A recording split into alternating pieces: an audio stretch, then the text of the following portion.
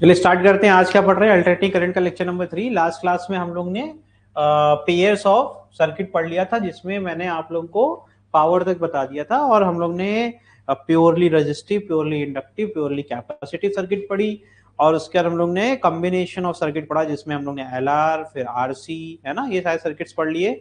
और उसके बाद मैंने आपको बताया कि पावर, एवरेज पावर क्या होती है ना, एक्टिव पावर क्या होती है, एपरेंट पावर क्या होती है, आरएमएस क्या होता है, ये सब मैंने आपको सिखाया। और अभी क्या पढ़ने वाले हैं आज हम लोग पढ़ेंगे चोक कॉइल के बारे में। ठीक है, एक छोटा सा होमवर्क दिया था, इसको थोड़ा सा डिस्कस कर लेते हैं। ये बहुत ही आसान क्वेश्चन है। क्वेश्चन आपका कौन सा है? आरएल सर्किट का है। कह रहे हैं 20 वोल्ट की डीसी सप्लाई है। क्या है भाई? 20 वोल्ट की डीसी सप्लाई है, उसको कनेक्ट कर देते हैं एक इंडक्टर से। तो आपको अच्छे से पता है इंडक्टर क्या करता है, करंट ग्रोथ में उसमें टाइम लगता है ना, इमीडिएटली वो करंट को नहीं बढ़ने देता है। देन 5 एम्प, इसीलिए हम लोग ने लीडिंग लैगिंग का कंसेप्ट पढ़ लिया है। तो अब हमें बार बार करंट ग्रोथ की टेंशन नहीं लेनी है, क्योंकि हमें ऑलरेडी आरएल सर्किट का फेजर याद है। आरएल सर्किट का फेजर कैसा होता था, इफ यू रिमेंबर, बताओ भाई। आपका वी आर इधर रहेगा, है ना, और आपका वी एल कहाँ रहेगा? इधर रहेगा, और करंट कहाँ रहेगा? वी आर के साथ। बहुत सिंपल था ये। ठीक है, तो हम यहाँ कनेक्ट कर देते हैं, और जो करंट है 5 एम्पियर का है, रन करता है through the inductor after a long time. देखो यहाँ इसने बता दिया करंट डिले के बारे में कि भाई कुछ समय बाद 5 एम्पियर का करंट फ्लो करता है। ठीक है, तो whereas 20 volt AC supply at 50 hertz is applied to inductor, then 4 ampere current runs through it. R L, find the R L and power factor. तो कह रहे हैं भाई इसमें सीन क्या है। कह रहे हैं कि पहले मैंने जब डीसी लगाया, तो डीसी लगाया तो मैंने ये पाया कि कुछ समय कर के बाद इसकी वैल्यू 5 एम्पियर पे कांस्टेंट 5 एम्पियर फ्लो करने लगा। तो आपको थोड़ा सा याद करना चाहिए, इंडक्टर में जब वो आपका स्टेडी स्टेट में चला जाता है, यानी जब मैक्सिमम करंट पहुंच जाता है, तो inductor act as a wire, act as a wire. ठीक है, यानी this is not offering any opposition. ठीक है, जो भी करंट आ रहा है यहाँ लगा है रजिस्टर, रजिस्टर तो कुछ खास करता नहीं है, हीटिंग प्रोड्यूस करता है। ठीक है, फिर ये कह रहे हैं कि भाई यहाँ पर एसी में maximum current is your 4 ampere. What is 4 ampere? ये डिफरेंस है। आपको अच्छे से पता है कि जो भी सप्लाई होता है, जो करंट यहाँ रीडिंग आ रही है, that is your RMS, root mean square value of current AC में। लेकिन यहाँ तो आपका कांस्टेंट, दैट इज डीसी।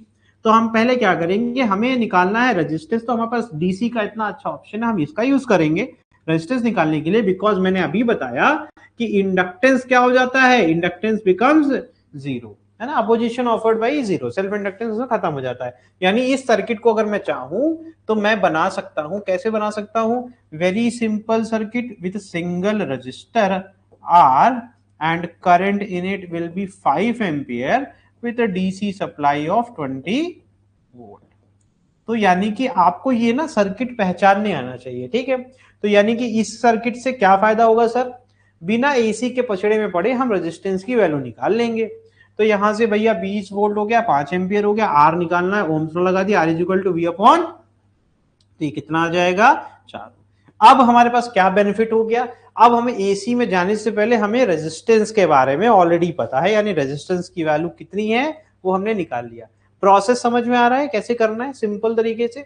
अब एक और चीज सिखाई थी मैंने, जो रेटेड वोल्टेज होता है एसी सोर्स का, वो हमारा क्या होता है? RMS source. और जो रेटेड करंट है that is also your RMS current. यानी हमें वी आरएमएस पता है, आई आरएमएस पता है। ठीक है, अगर मुझे क्या निकालना है, मुझे ये निकालना है कि ये जो आर एल सर्किट है, ये सर्किट कितना अपोजिशन ऑफर कर रही है।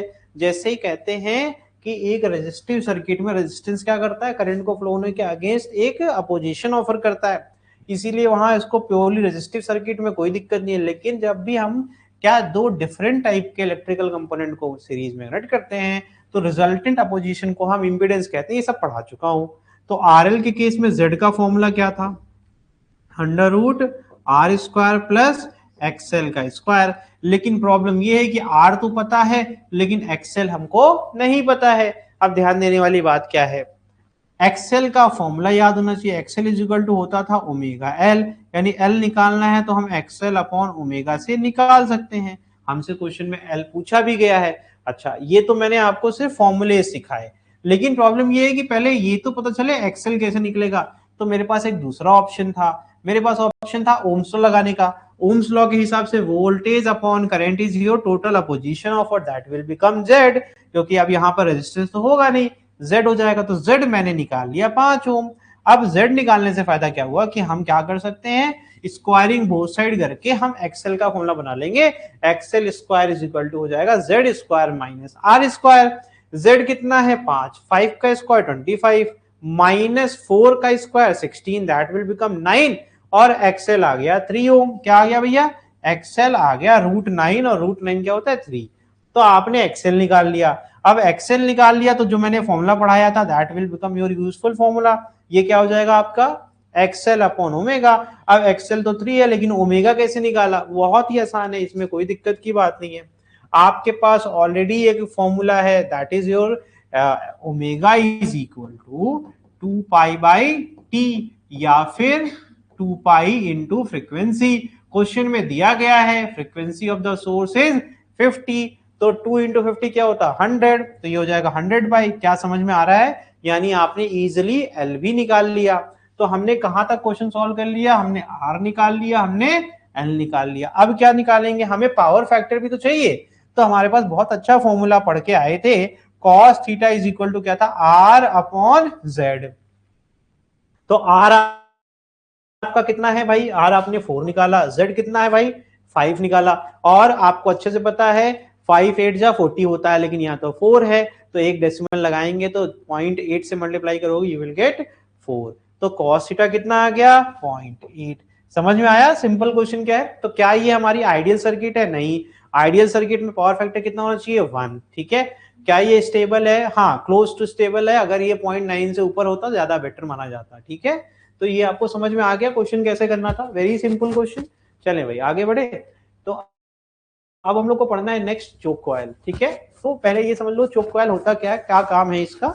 इफ यू रिमेंबर हम लोग पहले ना रेजिस्टिव सर्किट के अंदर करंट को वैरी कराने के लिए हम लोग या तो रेजिस्टेंस बैंक लगाते थे या तो हम रियोस्टेट लगाते थे। इफ यू रिमेंबर करंट को हम बढ़ाने घटाने के लिए सर्किट को हम बंद नहीं करना चाहते हैं, चालू सर्किट में रियोस्टेट क्या करता है, ओवरऑल टोटल सर्किट का रेजिस्टेंस बढ़ा देता है या घटा देता है, जिससे कि करंट की वैल्यू बढ़ती है या घटती है, क्योंकि बहुत सिंपल फॉर्मूला है I is equal to V upon R, R बढ़ेगा तो I की वैल्यू घटेगी। समझ में थोड़ा बहुत तो आ ही गया होगा, है ना। तो at most places the house hold electric power is supplied eight 220 volt 50 hertz, and if such a source is directly connected to a mercury tube, the tube will be damaged. We can add resistance in series with the tube to reduce the current, but it leads to high power loss, क्योंकि resistance में क्या होता है heating effect होता है। Heating effect से क्या होगा प्रॉब्लम बताइए, उसमें हीट के फॉर्म में एनर्जी निकल जाएगी, वेस्ट हो गई, कोई यूज नहीं कर पाए। तो टू कंट्रोल द करंट, तो जैसा कि मैंने बोला प्योरली रेजिस्टिव सर्किट में हम क्या करते हैं, हम लोग रियोस्टेट लगा देते हैं जिससे कि करंट को हम कंट्रोल कर पाए, लेकिन वहां एनर्जी का लॉस हो रहा है। तो यहाँ पे करंट को कंट्रोल करना है इंडक्टिव सर्किट में, तो क्या करेंगे, as well as the power loss. choke coil connected in series with the tube.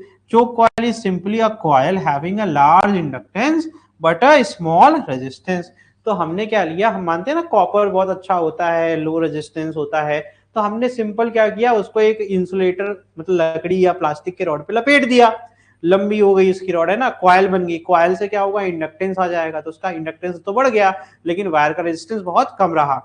तो इससे क्या हुआ, आपको अच्छे से पता है बेसिक नेचर ऑफ, आप जानते हो कॉइल में क्या होगा, जैसे ही कनेक्ट करोगे ये क्या कर देगा, ये करंट को अपोज करने लगेगा, यानी करंट सडनली बहुत तेजी से रिड्यूस होना स्टार्ट हो जाएगा ना, क्योंकि ये अपोजिशन ऑफर करता है। तो यहाँ पर as it is connected to an AC source it opposes the, देखो क्या है, changing current and thereby controls the value of current. यानी कि हम चोक कॉइल में से, इसके अंदर एक नेचर होता है ना, फैराडे लॉ पढ़ाई है, सडन चेंज आपको अलाउ नहीं करेगा, और जिसकी वजह से इसमें ईएमएफ इंड्यूस होगा वही उसका सोर्स को ही अपोज करने लगेगा। यानी नेट आपकी जो सोर्स की कैपेसिटी उसको रिड्यूस कर दिया, सोर्स की कैपेसिटी रिड्यूस हो जाएगी तो क्या होगा, करंट की वैल्यू घट जाएगी। यानी हम करंट को क्या कर रहे हैं, कंट्रोल करने की कोशिश कर रहे हैं। As the power consumed by the inductor in a full cycle is 0, the power loss is also minimised. तो कह रहे हैं फुल साइकिल देखोगे तो भैया अगर एसी है, एसी में क्या होता है, डायरेक्शन बदलती रहती है, तो उसमें ये भी इंड्यूस अपोजिट नेचर का होता रहेगा, जिससे कि पावर लॉस आपका मिनिमाइज हो जाएगा, क्योंकि फुल साइकिल में क्या हो जाएगा, वो 0। ठीक, तो आगे देखिए, अगर हमारे सोर्स का एसी सोर्स हमने लगाया तो क्या होगा, representing the tube by a resistor and the choke coil by an ideal inductor we get. तो हम क्या बना देते हैं, हम एक आरएल सर्किट, एक रेजिस्टिव सर्किट को क्या बना दिया, एक आरएल सर्किट बना दिया। तो जिसमें इंडक्टर का काम क्या है, वो चोक कॉइल इंडक्टेंस आपकी प्रोवाइड कर रही है, जिससे कि हम क्या कंट्रोल कर रहे हैं, करंट को कंट्रोल कर रहे हैं। तो impedance become what, under root R square plus XL. XL का फॉर्मूला क्या होता है, XL is equal to omega L, है ना। तो एक्सएल का स्क्वायर लिखा हुआ है, ठीक है।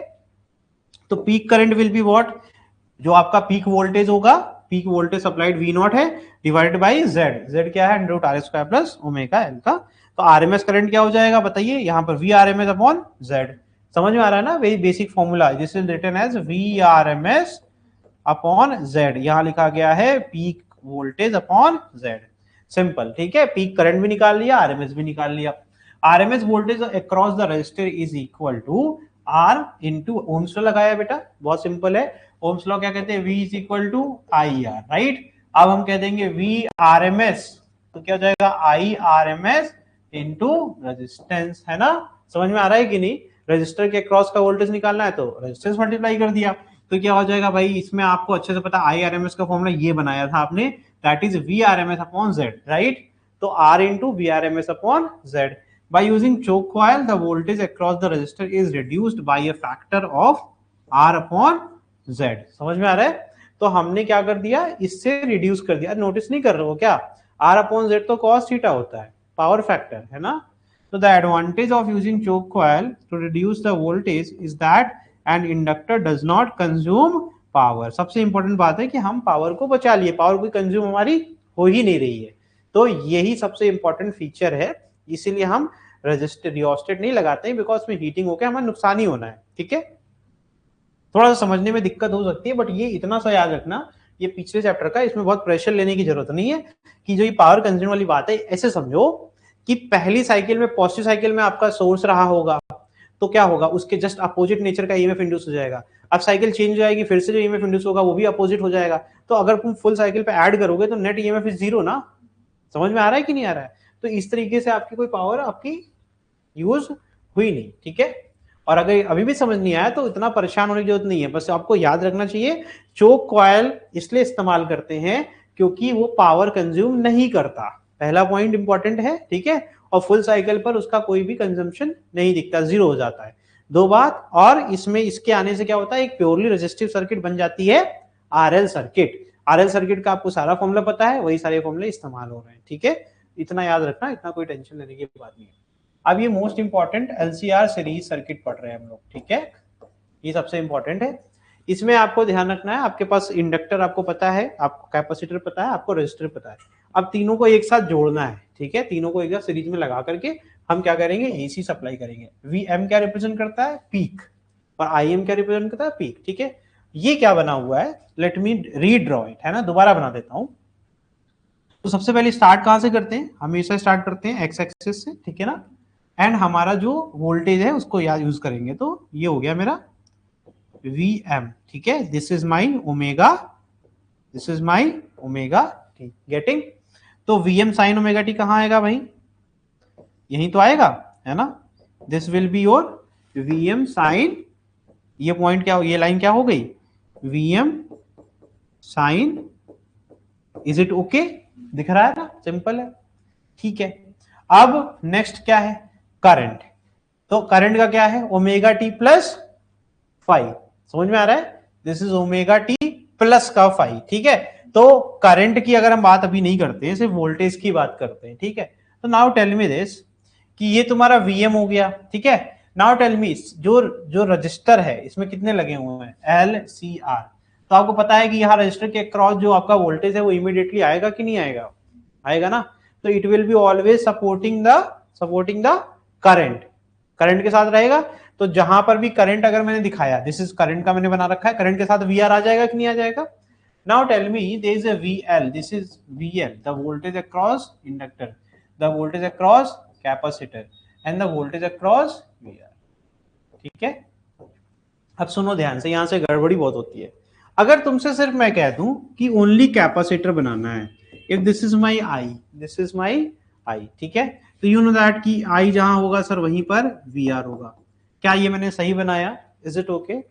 Now just tell me this, अगर ये आरसी होता तो सी कहां जाता, C will be always lagging, VC will be at 90, right. ध्यान से देखिएगा, यहां से गड़बड़ी हो जाती है ना, तो यहां हो गया। Now tell me where it will go, VL, VL कहां जाएगा, वीएल सर यहां जाएगा, वीएल किससे लीड करेगा, करंट से, कितना, 90। समझ में आ रहा है। तुमने कुछ नोटिस नहीं किया क्या कि यार इंडक्टर और कैपेसिटर एक दूसरे के अपोजिट होंगे, है ना। अब क्या होता है ना, ये कंटेंट डेवलपर क्या करते हैं, ये लोग बना देते हैं आपके लिए डायरेक्ट डायग्राम। आपको लगता है कि यार ये कैसे बन गया, तो अगेन मैं इसको रीड्रॉ करके दिखाता हूं तुमको, ठीक है।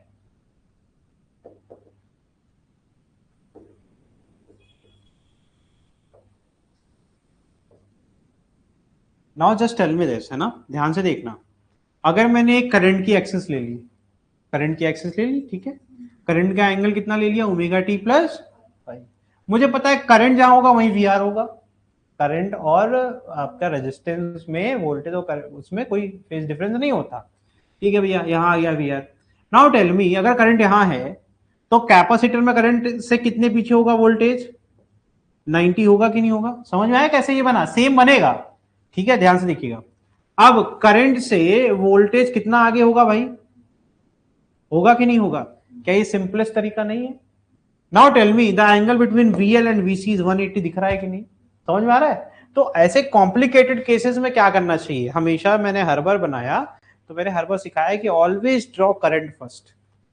तो मैंने जो पढ़ाया हुआ मेरी नोट्स के हिसाब से चलोगे तो it will be always at the x axis. मैंने पढ़ाया ना कि करंट को हमेशा कहां रखो, एक्स में।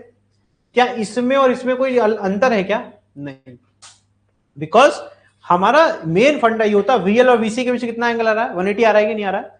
अच्छा वीएल लीडिंग है कि नहीं है, वीआर से लीडिंग है ना, वीसी लैगिंग है कि नहीं, लैगिंग है ना, सब कुछ सेम आ रहा है कि नहीं आ रहा है, कुछ गलत नहीं आ सकता। अब देखो अगर इसी से पढ़ना है तो इससे पढ़ सकते हैं।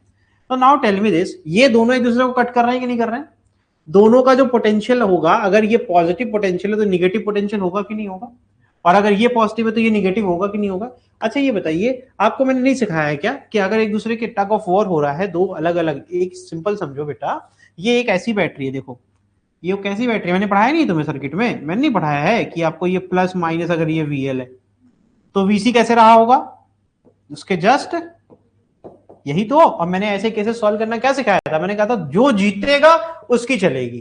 तो इसमें क्या केस बनेगा, if VL is greater than VC तो नेट क्या हो जाएगा, वीएल की चलेगी, और जो पोटेंशियल आएगा VL minus VC. If VC is greater than VL तो इसका just, if VC is greater than VL तो क्या हो जाएगा बताइए। तो ये the direction of potential will be in direction of VC, and again this will be what, VC minus. समझ में आ रहा है कि नहीं। तो ये जो केस मैंने लिया है इसमें मैंने क्या माना है, मैंने माना है VC is greater than VL, यहां लिखा भी है वीसी माइनस वीएल, ये दिख रहा है क्लियरली, ठीक है। तो आपका ऑटोमेटिकली लैगिंग हो गया वोल्टेज, लेकिन कितने से, 90। समझ में आ रहा है कि नहीं आ रहा है, क्योंकि आवाज समझ, अगर इंडक्टिव होता, अगर सर्किट इंडक्टिव होती तो ये पलट जाता, यानी फिर एक और बना देता हूं, तो ये मेरा हो गया वी आर, ये हो गया मेरा आई, और मैं यहां से ऐसे 90 डिग्री पर लिख देता वीएल माइनस, ये मेरा फेजर हो जाता। समझ में आ रहा है, ये मेरा बीच में एक्स एक्सिस और वाई एक्सिस लो। समझ में आ रहा है कि नहीं। तो ये इतना कॉम्प्लिकेटेड है नहीं, it is totally up to you कि हम कैसे इसको आसान कर लें। समझ में आ रहा है। और सबसे अच्छा फिगर कौन सा है, ये वाला, क्योंकि इसमें कोई टेंशन नहीं है। हम हमेशा क्या करेंगे, एक्स एक्सिस में करंट को ले लेंगे और ऑटोमेटिकली वाई में ये दोनों सेटल हो जाएंगे, और इसका रिजल्टेंट यही दो ग्राफ बनेंगे।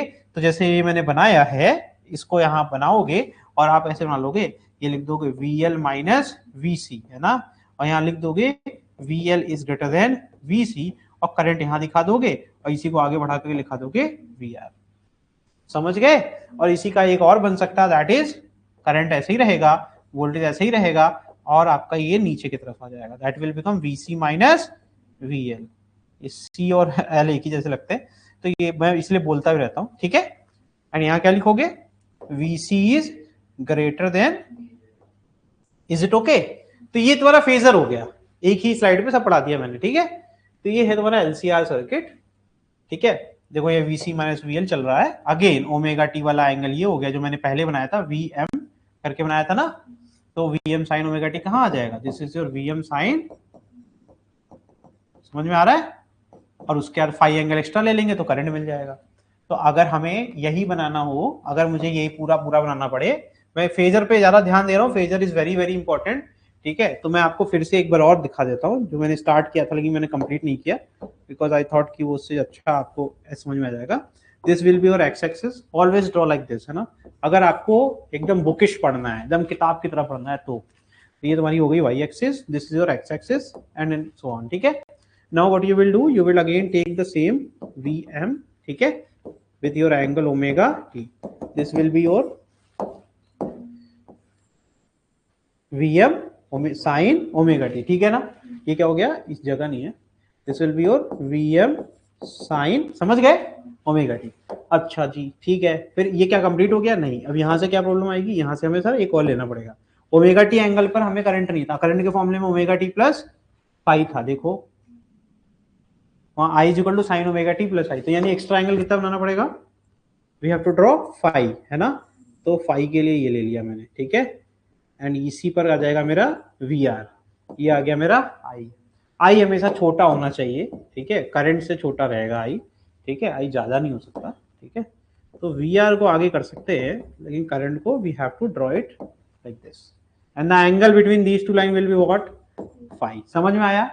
तो अब again I sine omega t करोगे तो इधर ही आ जाएगा, ठीक है। तो ये इसके नीचे आना चाहिए था और आ भी रहा है, ठीक है, I sine omega T plus phi, ठीक है। बट इससे हमें क्या मतलब, हमें तो आई को देख करके आगे बनाना है, तो इससे क्या करो, एक 90 डिग्री बना दो, this is your what, VC.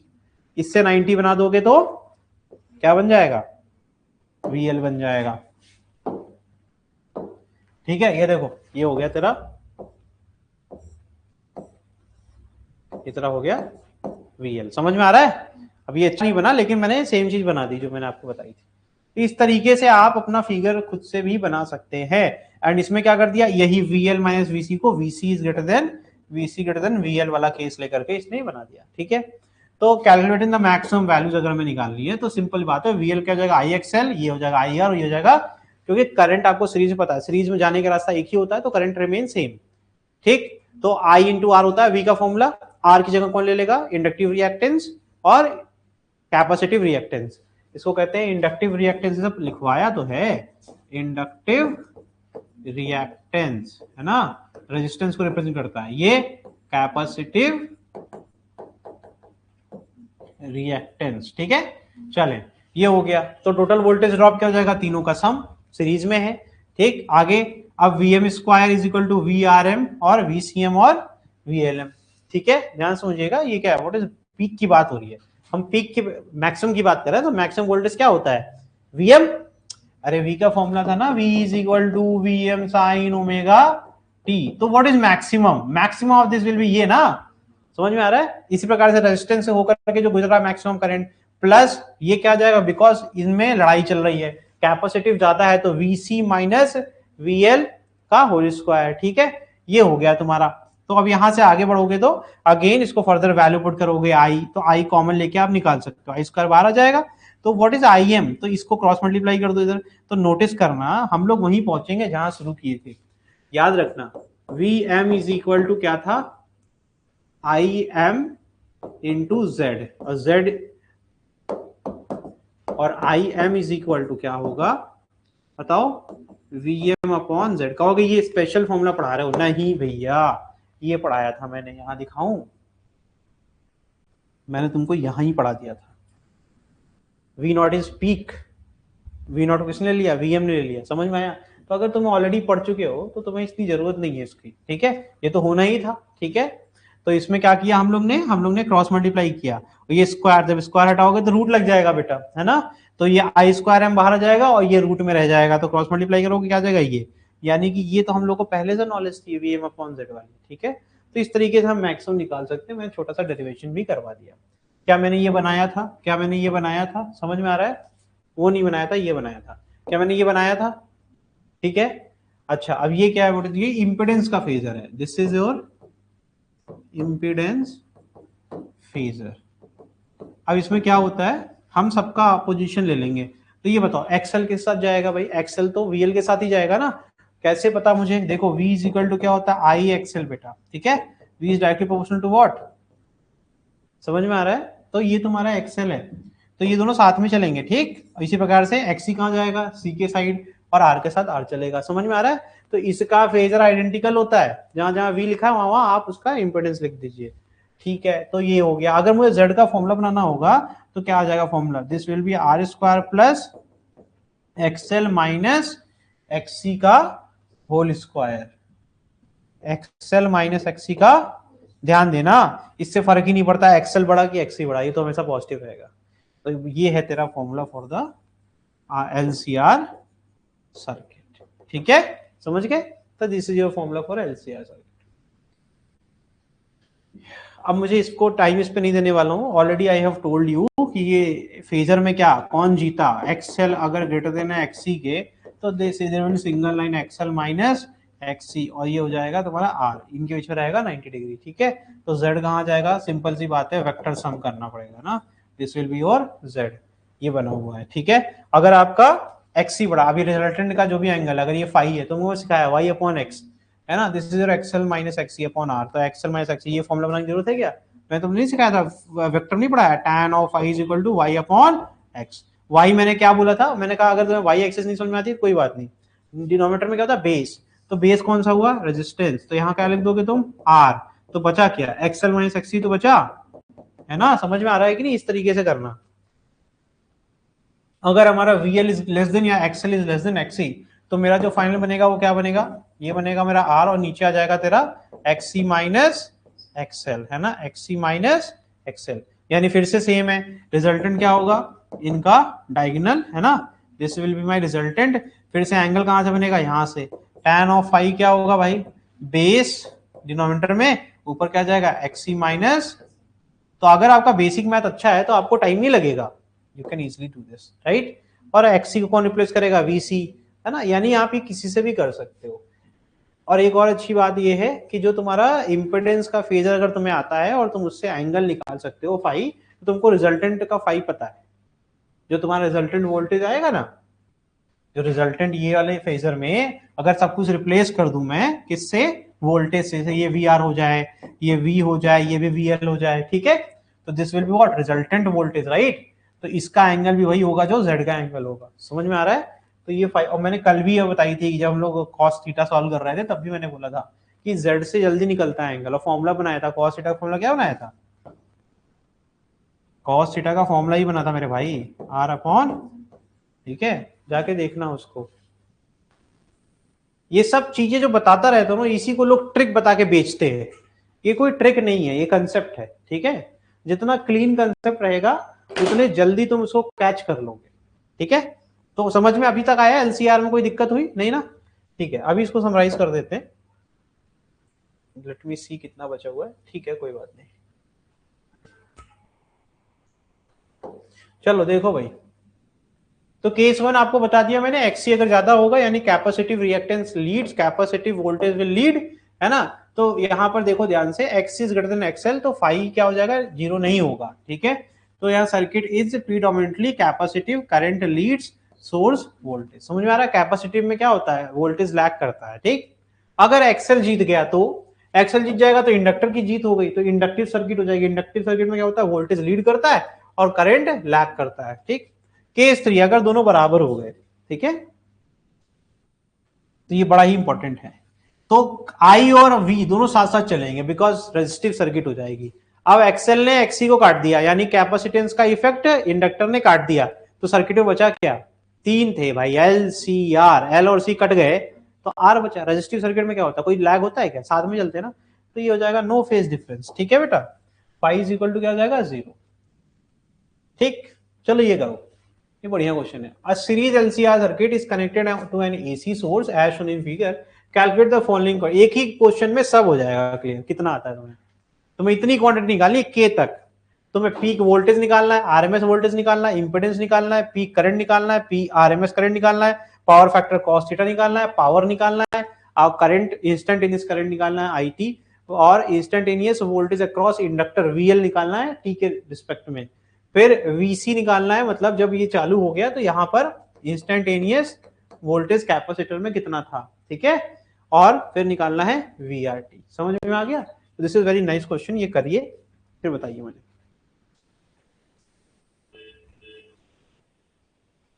देख लो क्या पढ़ाना है, शार्पनेस क्वालिटी फैक्टर, खत्म ही है कुछ चैप्टर आपका। एलसी ऑसिलेशन एक बार पढ़ा चुका हूं, दोबारा पढ़ा दूंगा, और ट्रांसफॉर्मर पढ़ा दूंगा, ठीक है।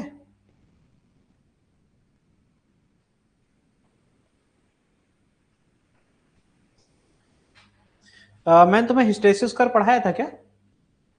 नहीं पढ़ाया तो पढ़ा दूंगा दोबारा से। कोई सीवीटी पढ़ाई नहीं थी मैंने?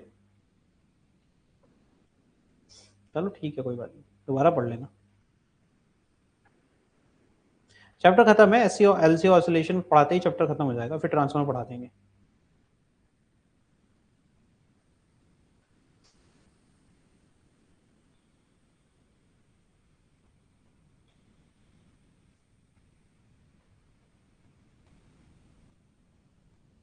देखो वीएलटी, वीसीटी, वीआरटी बहुत बड़ा कठिन चीज नहीं होती। अभी ये क्वेश्चन में आरएल सर्किट पढ़ाई थी मैंने, आरसी सर्किट पढ़ाई थी, उसमें क्वेश्चन कराया था मैंने। याद रखना कि इंडक्टर में वोल्टेज लीड करता है और कैपेसिटर में वोल्टेज लैग करता है। कितने से? 90 से। तो भैया जब लीड करेगा तो +90 कर देना, और जब लैग करेगा तो -90 कर देना। इतना ही सिंपल है वो, ठीक है।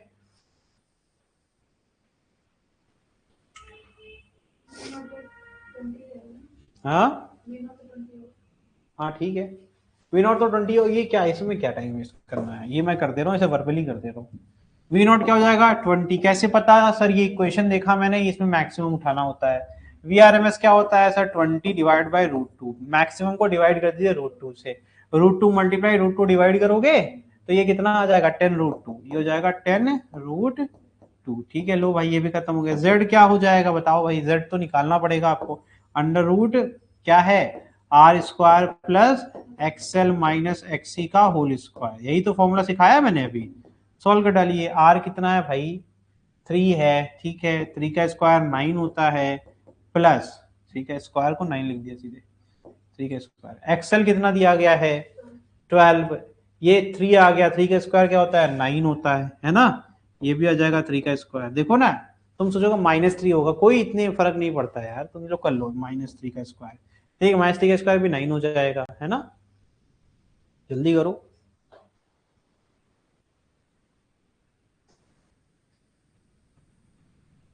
4 आएगा ना यार, मैंने 12 में से 16 जाएगा तो -4 आएगा मेरे भाई। तुम लोग बोलते भी नहीं हो, गलत कर दिया सर आपने, है ना। ये 16 और 9 25 होता है, ये तो 5 आ गया। ये कितना आ गया? 5। अब आई नॉट निकाल लो। आई नॉट क्या होता है? V0 upon Z। V0 कितना था? 20 अपॉन कितना है? 5। कितना आ गया? 4 एम्पियर। अब ये हो जाएगा 4/√2, ये हो जाएगा 2√2 एम्पियर। ठीक है, जल्दी जल्दी करो।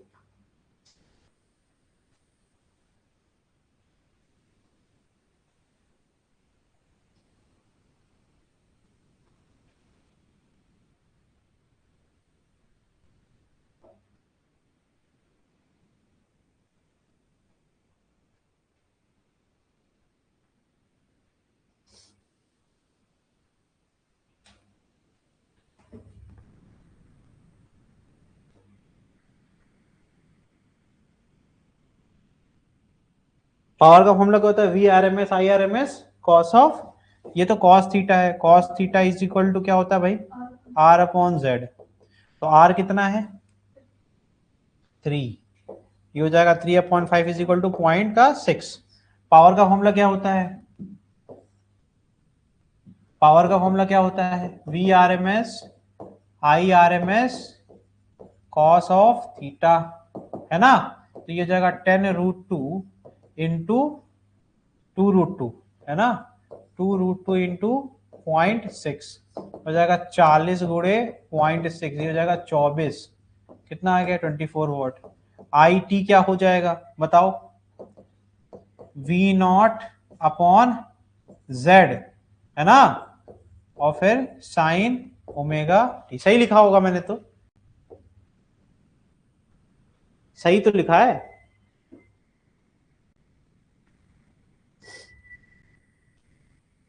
फेज डिफरेंस भी तो निकालोगे, नहीं निकालोगे फेज डिफरेंस? तो फेज डिफरेंस निकालो। इसमें कैसे निकालते हैं phase difference? If you remember tan of phi, है ना, फाई का फॉर्मूला लिखाया था मैंने, पुट करो और सॉल्व करो। एलसीआर में पढ़वाया मैंने, एक्सएल माइनस एक्सी, कौन जीत रहा है? एक्सी जीत रहा है। XC minus XL upon what, बताओ, सॉल्व करो। 4/3, ये तो tan ऑफ 53 आ गया, है ना। फाई कितना आ गया? Phi is equal to 53। ये क्या है सर? ये फेज डिफरेंस है। तो करंट के फॉर्मूले में सर क्या मॉडिफिकेशन करनी है? ओमेगा टी अकेले नहीं रहेगा, omega T plus phi. Phi कितना है? 53। ये हो गया, ठीक है। तो अब इसकी वैल्यू पुट कर दीजिए। वी नॉट कितना था? 20, और नीचे क्या था? 5, और ये साइन ओमेगा टी प्लस 53, ये कितना आ गया? 4 साइन ओमेगा टी प्लस। अब ये खत्म हो गया क्वेश्चन। अब क्या करना है हमें? अगर वी आर टी निकालना है तो वी आर टी निकाल दूं, बाद में ये दोनों अलग से कर दूंगा, या सब एक और से करूं? वी आर टी के लिए आपने सिखाया था, जो हमने आई टी निकाला है उसमें क्या कर देंगे? आर का मल्टीप्लाई कर देंगे ना, और इनके बीच में कोई फेज डिफरेंस होता नहीं है, तो साइन वाला पार्ट ऐसे ही रख दीजिए, साइन ओमेगा टी प्लस 53। तो भैया आई टी कितना आया था? 4, आर कितना दिया गया? 3, तो ये हो जाएगा 12 साइन ओमेगा टी प्लस 53, ये हो जाएगा 12 साइन ओमेगा टी प्लस 50। समझ में ना आए तो कहीं बता देना मुझे। अब बचा है सिर्फ 2, ये मैंने फाई कैसे निकालना है इसके लिए? कंजस्टेड तो नहीं हो गया ना? सही दिख रहा है कि नहीं? दिख सही रहा है कि? मैं इसको एक पन्ने में इसलिए कर रहा हूं ताकि तुम लोग थोड़ा ये सोच के रहो कि भैया इतना बड़ा क्वेश्चन था नहीं, बात करते करते सारे क्वेश्चन कर डाले, ठीक है। अब ये 2 बचे हैं सिर्फ, इसके लिए मैं स्लाइड ऐड कर लेता हूं।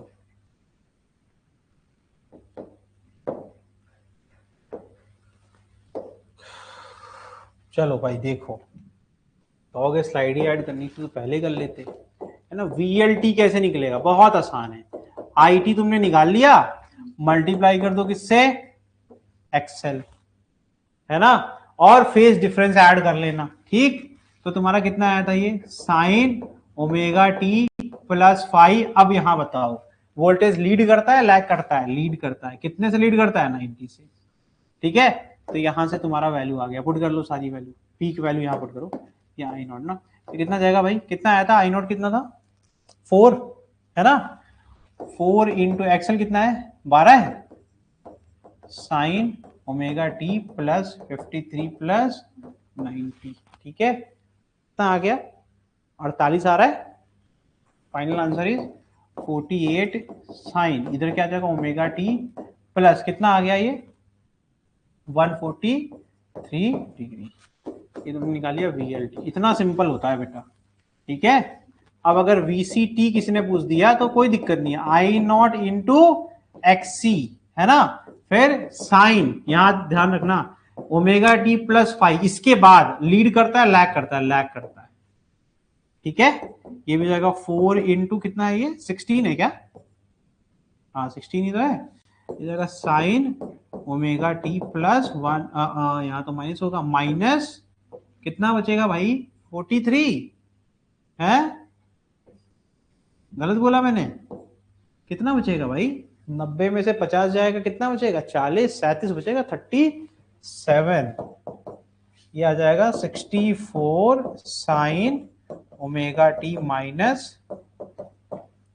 बताओ ये डिफिकल्ट लगा क्या तुमको? अगर इसको प्रैक्टिस कर लें, this is not very difficult. समझ में आया? ऑनलाइन सबको समझ में आ रहा है? VLT 36 है, कहाँ भैया? कैसे 36 आ जाएगा? देख लो, हमने कर दिया सॉल्व, ठीक है। आगे बढ़ जाए। Next topic is resonance, very important topic, another very important topic, ठीक है। तो रेजोनेंस क्या होता है? अगर ओमेगा वैरी करे then at a particular frequency omega naught में एक्सी इज इक्वल टू, अगर हम क्या करें, ओमेगा को वैरी कराएं, किसको भाई? फ्रीक्वेंसी डिपेंडेंट है ना। तो एक ऐसी फ्रीक्वेंसी आएगी जिसको रेजोनेंस कहेंगे, जहां पर XL और XC एक दूसरे के बराबर हो जाएंगे, ठीक है। At that frequency is known as resonance frequency, ठीक है। ओमेगा नॉट क्या है? रेजोनेंट एंगुलर फ्रीक्वेंसी है। इंपेडेंस क्या होता है उसमें? मिनिमम होता है। कैसे भाई? इंपेडेंस का फॉर्मूला क्या होता है sir? Under root R square plus XL minus XC का होल स्क्वायर। अगर ये वाला पार्ट जीरो हो गया तो जेड ही तो आर हो जाएगा, इससे छोटा इंपेडेंस हो ही नहीं सकता। तो यही है कंडीशन, रेजोनेंस कंडीशन वो कंडीशन है जिसमें एक्सएल इज इक्वल टू क्या? एक ऐसी फ्रीक्वेंसी जिसपे एक्सएल एक्सी के बराबर हो जाए। बिकॉज एक्सएल एक्सी क्या होता है यार, अब इस पे भी ध्यान दे लो थोड़ा। XL is equal to what? Omega into L. Omega dependent है ना, तो एंगुलर फ्रीक्वेंसी अगर आपकी क्या हो जाए, ऐसी हो जाए कि XL is equal to XC का फॉर्मूला क्या था? XC was equal to 1 omega C. दोनों ओमेगा पे डिपेंड करते हैं ना, तो इस तरीके से फ्रीक्वेंसी आ जाए इसमें ये दोनों बराबर हो जाए, तो XC is equal to this, XL is equal to this, इन दोनों को बराबर कर देंगे तो we will get what? Formula बन जाएगा। तो यहां पर at resonance 1 omega C is equal to 1 omega into L, है ना। अब क्या करो, ओमेगा को एक साइड कर लो, omega square is equal to 1 into C. तो omega is equal to what? 1 under root L C. समझ में आ रहा है कि नहीं? तो ये जो फॉर्मूला है ना, यही है तुम्हारा रेजोनेंस, यानी आप इस फॉर्मूले से रेजोनेंस फ्रीक्वेंसी निकाल सकते हैं, ठीक है। And the circuit behave like a purely resistive, current is maximum because impedance become R के बराबर। मैक्सिमम करंट क्या होगा? जब रेजिस्टिव सर्किट होगी, ठीक है। तो कोई फेज डिफरेंस होगा क्या? नहीं होगा ना, ठीक। समझ गया कि ये फॉर्मूला है omega is equal to 1/√L into this is your resonance frequency formula. तो इसको ओमेगा नॉट कर देते हैं, ठीक है। अच्छा मैंने पढ़ा दिया, तो ये देखो यहाँ पे पढ़ा दिया ना ये मैंने। तो अब आप चाहे तो इसको कन्वर्ट कर लें। कैसे कन्वर्ट करते हैं? तो ये फिर से वही बात हो गई, 2 पाई इंटू 2 पाई, 2 पाई स्क्वायर हो जाएगा ना, बाहर आ जाएगा तो जाएगा 2 पाई, क्योंकि हमने फ्रीक्वेंसी कन्वर्ट कर लिया ना। Omega naught is equal to 2 pi F naught, 2 pi cross multiply कर लेंगे तो ये हो जाएगा एल इंटू, तो this is frequency, normal frequency जो रेजोनेंस फ्रीक्वेंसी के लिए, ठीक है। तो ये हो गया resonance frequency. Resonance graph of impedance versus frequency. तो कह रहे हैं रेजोनेंस के ग्राफ को अगर हम देखें मतलब अलग अलग वैल्यूज पर जो रेजोनेंस नहीं है और रेजोनेंस कंडीशन पे, तो रेजोनेंस कंडीशन पर देखिए आपकी वैल्यू कहाँ आ रही है, ये, ठीक है। तो ये आपका क्या है? एक्सएल एक्सी आर, ठीक। तो एक्सी की वैल्यू कहाँ है? ये, ठीक है। और एक्सएल कहाँ है? ये, है ना। और ये फ्रीक्वेंसी। तो आप वेरिएशन देखिए इंपेडेंस, तो resistance is independent of frequency, क्योंकि उसको कोई फर्क ही नहीं पड़ता, है ना। सबके वेरिएशन में यानी फ्रीक्वेंसी बढ़ाने घटाने से हमारा एक्सएल और एक्सी चेंज हो रहा है। ध्यान देखना, फ्रीक्वेंसी बहुत ज्यादा बढ़ा दूंगा तो एक्सी रिड्यूस हो रहा है, क्योंकि ये देखो यहां आ गया, अरे भाई 1/2 पाई एफ इंटू सी, ठीक है। ये मेरा एक्सी का फॉर्मूला है। डिनोमिनेटर बढ़ाएंगे तो क्या होगा? ये घटेगा कि नहीं घटेगा? तो देखो जब फ्रीक्वेंसी कम थी तब एक्सी बहुत ज्यादा था और एक्सएल घट गया। फिर एक्सएल का फॉर्मूला क्या था? ये होता है 2 pi into F into L. तो देखो ये डायरेक्टली प्रोपोर्शनल हो गया, XL is directly proportional and XC is inversely proportional, है ना। यानी फ्रीक्वेंसी बढ़ाओगे तो एक्सी घटेगा, लेकिन फ्रीक्वेंसी बढ़ाओगे तो एक्सएल बढ़ेगा। तो देखो जब हम फ्रीक्वेंसी को बढ़ाने लगे तो हमने ये पाया कि हमारा एक्सएल तो बढ़ रहा है लेकिन एक्सी घट रहा है, ठीक। लेकिन रेजिस्टेंस को देखो, वो कह रहा है हमसे क्या मतलब, क्या कर रहे हो तुम लोग? रेजिस्टेंस कह रहा है मुझे तो कोई फर्क ही नहीं पड़ रहा, फ्रीक्वेंसी तुम बढ़ाओ चाहे फ्रीक्वेंसी तुम घटाओ, मुझे तो फ्रीक्वेंसी कोई फॉर्मूला होता है क्या फ्रीक्वेंसी डिपेंडेंट? यानी only XL and XC will vary, ठीक है, बट हमारा रेजिस्टेंस को फर्क नहीं पड़ेगा। समझ में आ रहा है कि नहीं? तो ये हो गया पहला, ये बेसिक है। ये क्या है भाई? आप ये रेजोनेंस वाले कंडीशन पर हैं, तो फ्रीक्वेंसी को अगर आप घटाते हैं तो कैपेसिटिव सर्किट हो जाएगी, क्योंकि इंडक्टिव रिएक्टेंस घट जाएगा, एक्सएल की वैल्यू बहुत तेजी से घट जाएगा, जीरो की तरफ भागेगा। और अगर आप फ्रीक्वेंसी को बढ़ाओगे तो इंडक्टिव सर्किट बना लोगे, क्योंकि एक्सएल अब बढ़ेगा क्योंकि डायरेक्टली प्रोपोर्शनल है और एक्सी बहुत तेजी से घटेगा। समझ में आ रहा है? तो ये, तो Z इज इक्वल टू ये फॉर्मूला, ये क्या लिखा हुआ है? एक्सी माइनस एक्सएल का whole square. Graph of current versus frequency, तो करंट और फ्रीक्वेंसी का जरा समझना। This is your resonance frequency, ठीक है, ठीक। You have different resistance circuit, you have different resistance circuit, right. समझ में आ रहा है? तो अब ध्यान से देखना, दिस इज रेजिस्टेंस नंबर 3, एक ऐसे सर्किट में रेजिस्टेंस कितना है? R2, इसमें क्या है? R1। समझ में आ रहा है कि नहीं? ठीक, अब ध्यान से सुनना मेरी बात। मैक्सिमम करंट क्या होता है? Vm अपॉन आर, ठीक है, Vm अपॉन आर, ठीक। दिस इज इनकरेक्ट यार, रेजिस्टेंस विल डिनोमिनेटर है ना, this should be R3, this should be R1, this is R2 and this is R3। कैसे यार? I is equal to V upon R होता है ना, तो अगर R ज्यादा होगा तो ये घटेगा कि नहीं घटेगा? तो ये वही मैं देख रहा था, मैक्सिमम वैल्यू तो यहां आ रही है ना, तो इसका रेजिस्टेंस सबसे कम होना चाहिए, तो R1 शुड बी मिनिमम, समझ में आ रहा है, और R3 शुड बी मैक्सिमम। जब मैक्सिमम होगा तभी तो करंट की वैल्यू देखो क्या हो गई, घट गई कि नहीं घट गई, ठीक है। तो यहां लिख देता हूं I am of R3, I am of R2, ये आई एम ऑफ R, तो रेजिस्टेंस घटेगा तो पूरी वैल्यू बढ़ेगी। V अपॉन आर का फॉर्म, डिनोमिनेटर की वैल्यू जितनी जितनी छोटी होती जाएगी उतनी ज्यादा करंट की वैल्यू, तो वही सिंपल है। तो कह रहे हैं ये क्या है, हम फ्रीक्वेंसी को इस डायरेक्शन में बढ़ा रहे हैं। सुनना ध्यान से बच्चे, तो हमने तीन अलग अलग केसेस लिए, तीनों एलसीआर सर्किट है, तीनों एलसीआर सर्किट है, ठीक है। तो एलसीआर के केस में रेजोनेंस फ्रीक्वेंसी पे current will become maximum, right, because XL और एक्सी कट जाएगा। तो यहां पर मैक्सिमम में भी अगर ये ग्राफ दिया रहा है और तुमसे पूछें ये बताओ, ऑप्शन ऐसे क्वेश्चन आता है कि कौन सा वाला सही है, तो तुम्हें बस ये देखना है कि जिसका पीक छोटा है ना उसका रेजिस्टेंस सबसे ज्यादा, जिसका पीक सबसे बड़ा उसका रेजिस्टेंस सबसे छोटा, ठीक है, because I M is inversely proportional to resistance, ठीक है, एट रेजोनेंस। रेजोनेंस में नहीं भी होगा तो भी तुम्हें पता होना चाहिए, लेकिन चलो ठीक है, समझ में आ गया कि नहीं। तो ये फॉर्मूला है।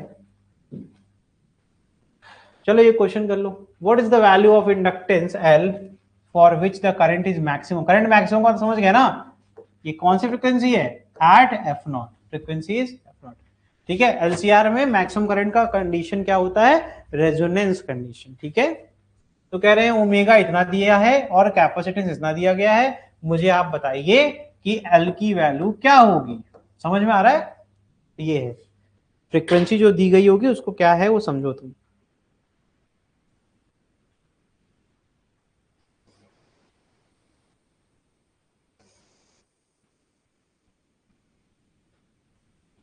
अरे ओमेगा दिया गया, ओमेगा का फॉर्मूला भी पढ़ा है ना, 1/√LC, है ना, बताया, ये लिखा तो है, सोल्यूशन दे दिया तो क्या मतलब है क्वेश्चन। समझ में आ रहा है ना, फॉर मैक्सिमम करंट क्या हो जाएगा सीरीज एलसीआर में, इंपेडेंस मस्ट बी लीस्ट, यानी कि ये क्या हो जाएगा, जीरो, ठीक है। तो XL is equal to XC, यानी कि हम लोग रेजोनेंस वाला फॉर्मूला यूज करेंगे, तो हमें पता है अच्छे से ओमेगा इज इक्वल टू, मैं पढ़ा रहा हूँ, ठीक है, इसको देखो, एलसी स्क्वायरिंग बोथ साइड से हो जाएगा, omega square is equal to 1 upon LC, L निकालना है तो एल इज इक्वल टू क्या हो जाएगा, 1 अपॉन ओमेगा स्क्वायर इंटू सी। ध्यान से देखना सारी वैल्यूज दी गई है, ओमेगा दिया गया 1000, है ना, एसआई यूनिट में रेडियन पर सेकंड, और ये क्या है माइक्रो, माइक्रो कर लो 10⁻⁻6 से मल्टीप्लाई, देखो ये 3 और 3 6 यहां से कट जाएगा, 1/10 दैट इज 0.1 हेनरी। देखो मैं कर देता हूँ, ये 1000 का स्क्वायर क्या है, 10⁻³ का स्क्वायर 10⁻6 होता है, प्लस 10⁻6 है ना, इंटू कैपेसिटर दिया गया 10 माइक्रो, माइक्रो होता है 10⁻⁻6, देखो -6 प्लस 6 कट गया, 1/10 क्या होता है बेटा, पॉइंट का 1, 0.1 हेनरी, सीधे आ गया, ठीक है, 0.1 हेनरी, और हेनरी को मिली में करना है तो 10⁻⁻3, ठीक है, तो 1/10 ऑलरेडी हमारे पास है, तो हम यहाँ 10⁻2 मल्टीप्लाई कर देंगे, समझ में आ रहा है, तो 100 मिली, तो हमें हेनरी पता होना चाहिए, ये तो कर लोगे कोई लोग, ठीक है, समझ गए, दिस इज वेरी सिंपल, ठीक, नोट करो जरा इसको। नेक्स्ट हेडिंग है बैंडविड्थ।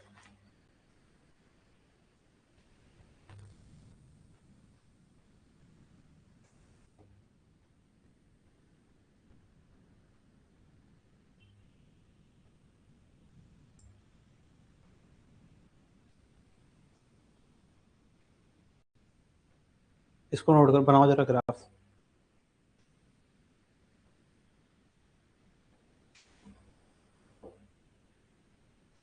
ठीक है।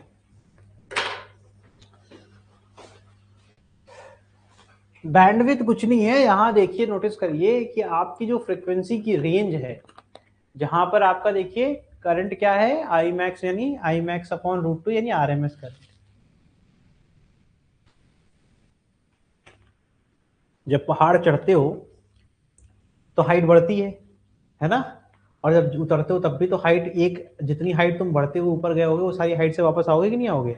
जब तुम 0 से स्टार्ट किए, फिर 100 मीटर ऊपर गए, फिर 200 मीटर गए, फिर 300 गए, फिर 1000 मीटर ऊंचाई पे चले गए। अब जितनी हाइट पे तुम गए हो वो सारे हाइट पे वापस टाइम 1000 से 900 पे आओगे, 900 से 800, 700, 600, ऐसे होगा कि नहीं होगा। तो अगर इंक्रीजिंग के टाइम पे I max by root two से होके गुजरे हो तो डिक्रीजिंग के टाइम पे I max upon root two से होके नहीं गुजरोगे। तो ये बैंडविड्थ है क्या यार, यही आरएमएस, इसी कहते हो आई पी का अपॉन रूट टू क्या आरएमएस। तो आरएमएस करंट की जो दोनों तरफ, एक फ्रिक्वेंसी इंक्रीजिंग के टाइम पे और एक फ्रिक्वेंसी डिक्रीजिंग के टाइम पे, है ना। तो आपकी जैसे एक इंक्रीजिंग ओमेगा 2 हो गया और डिक्रीजिंग क्या हो गया ओमेगा 1। अरे हम 0 से आ रहे हैं ना, ओमेगा 2 बड़ा हुआ, तो ओमेगा 1 ओमेगा 2 दोनों पर हमारी वैल्यू क्या होगी, दैट विल बी आईआरएमएस, है ना। तो यानी कि यही रेंज हो गई हमारी bandwidth, that is 2 into change in frequency. समझ में आ रहा है। तो चेंज इन फ्रिक्वेंसी क्या हो जाएगी, ओमेगा 2 माइनस ओमेगा 1। समझ में आ गया। तो ये फॉर्मूला है।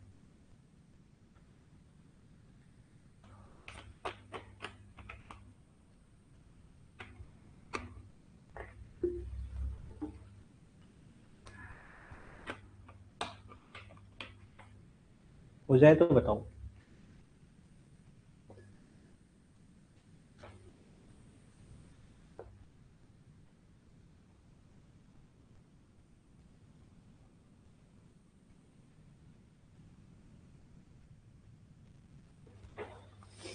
चलिए देखिए, तो बैंडविड्थ समझ में आ गया। बैंडविड्थ इज नथिंग बट ये I max by root two क्या होता है, this is nothing but RMS, है ना, this is your I R M S.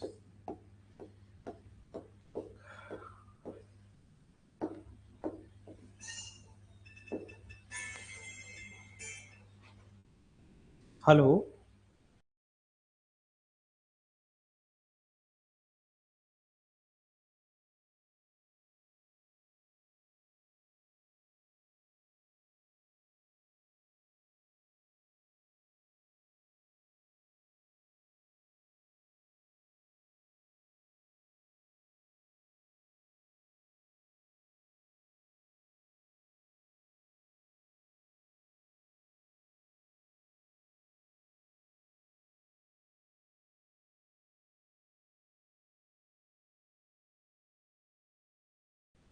चलो देखो समझ गए, इसमें आरएमएस याद कर लोगे ना, आसान है ना।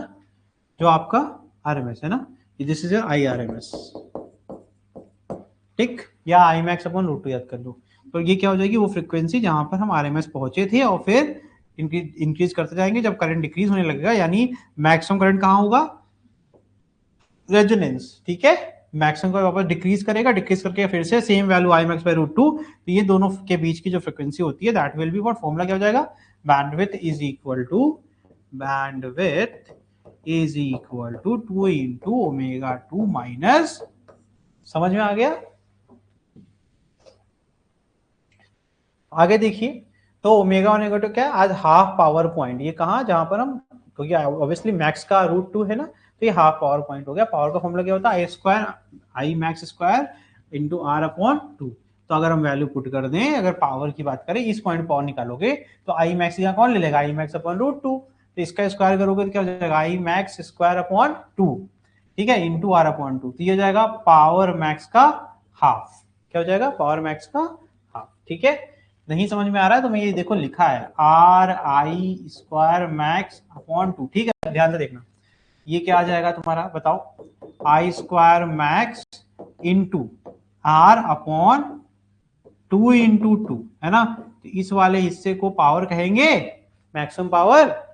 तो पी मैक्स बाई टू नहीं हुआ, हाफ पावर नहीं हो गया, तो कहेंगे ओमेगा 1 ओमेगा 2 वो फ्रीक्वेंसी है जिस पर हमारी पावर क्या होगी, आधी हो जाएगी, मैक्सिमम पावर का आधा। शार्पनेस क्या होता है, जितना छोटा आपका ये हो बैंडविड्थ, है ना, और अच्छी ट्यूनिंग हो, है ना, मतलब ऐसा नहीं होना चाहिए जैसे ऐसे से ग्राफ जा रहा है, समझ में आ रहा है, ठीक है, अच्छी ट्यूनिंग होनी चाहिए। और आगे देखिए हाई शार्पनेस लो बैंडविड्थ, जितनी ज्यादा शार्प होगा उतना ना, शार्प क्या होता है यार, कोई चीज अगर धारदार होती है तो ये शार्प है कि ये शार्प है, ये ना, तो आप देखते हो कितना। तो ये टिप कैसे बनेगा, जब ये कंप्रेस हो जाएगा, राइट। तो ये देखो, ये sharpness is high, the quantity omega naught by 2 delta omega is regarded as the measure of sharpness।